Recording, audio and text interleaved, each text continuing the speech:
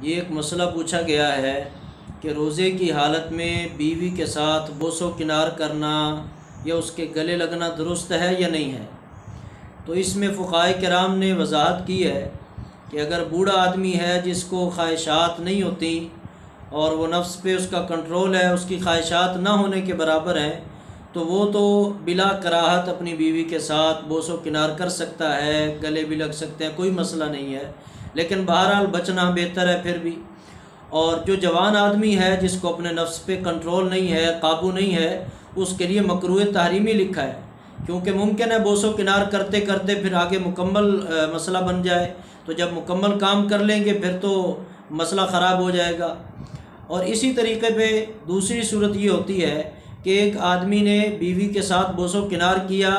مکمل اس نے جماع نہیں کیا، مباشرت نہیں کی، لیکن اس دوران مزی کے قطرے نکل آئے، کچھ قطرے نکل آئے، پانی نکل آیا، یعنی منی خارج نہیں ہوئی، فراغت نہیں ہوئی، لیکن ویسے قطرے چند نکلے ہیں جو بوس و کنار کرنے سے عام طور پہ نکل جاتے ہیں، تو اس سے روزہ نہیں ٹوٹتا، اس سے روزے پہ کوئی اثر نہیں پڑتا۔ تیسری صورت یہ ہے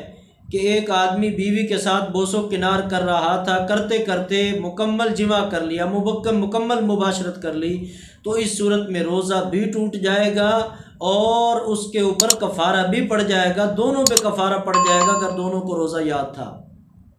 روزہ بھی ٹوٹے گا اور قضا بھی لازم ہوگی اور کفارہ بھی لازم پڑے گا۔ یہ ایک صورت ہے جس میں کفارہ بھی پڑتا ہے، قضا بھی پڑتی ہے۔ اور چوتھی صورت یہ ہے کہ اس نے مخصوص مقام میں جو اللہ نے حلال کیا ہے مرد و عورت کے لیے، اس مقام سے جماع نہیں کیا، لیکن ویسے بوس و کنار کر رہے تھے، گلے لگ رہے تھے، سامت چمٹ رہے تھے، اور اس دوران انزال ہو گیا، مرد کا جو ہے وہ پانی نکل گیا، منی نکل گئی، یا عورت کی منی نکل گئی، تو اس صورت میں جب دخول نہ ہوا ہو، داخل نہیں کیا، مخصوص مقام کے ساتھ جو ہے وہ جماع نہیں کیا، تو اس صورت میں روزہ ٹوٹ جائے گا، قضا لازم آئے گی، کفارہ لازم نہیں آئے گا۔ لیکن اگر مکمل دخول کر لیا اور پھر فراغت ہوئی تو پھر اس صورت میں مکمل دخول بھی کر لیا، تو دخول کرنے کے ساتھ ہی اس کے اوپر اس کا روزہ بھی ٹوٹ جائے گا اور جناب کے اوپر کفارہ بھی لازم آ جائے گا۔ پانچویں صورت جو ہے وہ یہ ہے کہ کسی کو ہاتھ نہیں لگایا، کسی کے ساتھ بوس و کنار نہیں کیا،